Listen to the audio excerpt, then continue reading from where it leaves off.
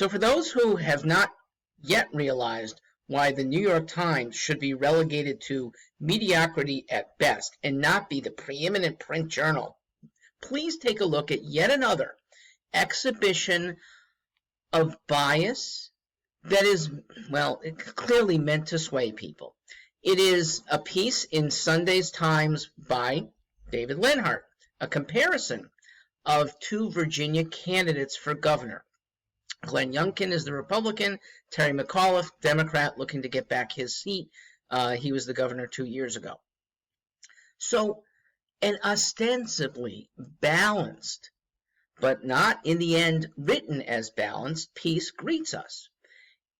Leonhardt talks about positions that are elements of wokeism, and he claims that progressives are quick to say some of these appeals are essentially white identity politics. And that is true, okay? So he's adding his gloss, and it's a powerful one when you can declare true or false. Let me tell you the falsity, these are my words, but it's so manifest that none of these positions evidence white identity politics. If anything, they are pro-civil rights, they are pro-black. Number one, the cuts to police budgets that the far left and most Democrats want to go along with it, that they propose. Policing, good policing, helps African Americans far more than any other group. African Americans still dominate in crime-infested areas. They're the ones protected by the police. Ask any African American family in an urban area about police protection. Number two, immigration policy. Once again, that's not a white thing. It hurts blacks what we have now, which is open immigration for jobs that are being taken away primarily from black earners more so than whites. And finally, restrictions on abortion. Blacks are more pro-life than any other group. Indeed, African Americans, now 12.5% of the population. If we didn't have the 50 years now regime of permissive abortion, African Americans would be nearly 30% of the population. They are greatly affected. These are not pro-white positions. These are American positions, and African Americans can take advantage of doing them correctly instead of the perverse policies of the far left. The real badness is letting New York Times editors, writers, certainly their publisher, get away with this as it has happened for so long.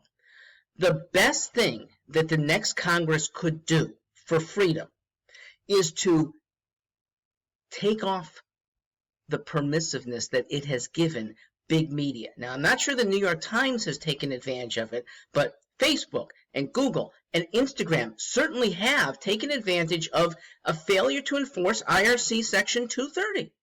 Okay? With that, there wouldn't be so much skewing in the truly biggest media. Those guys are well more influential now than the New York Times.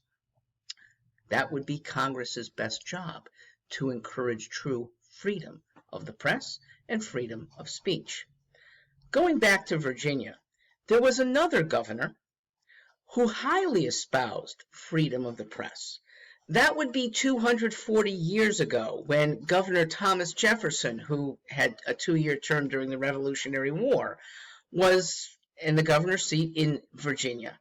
And we know him as being the ultimate espouser of liberty and with it freedom of the press, because, as we know, when truth is available, good ideas flourish, bad ideas can perish.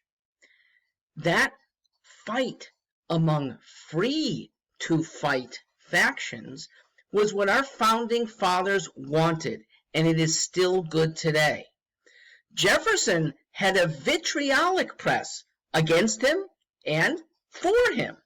That was fine because there were two sides that could both be heard.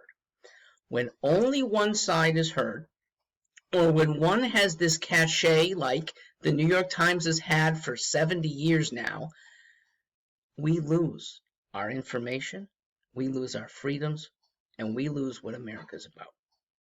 I'm Mark Stewart.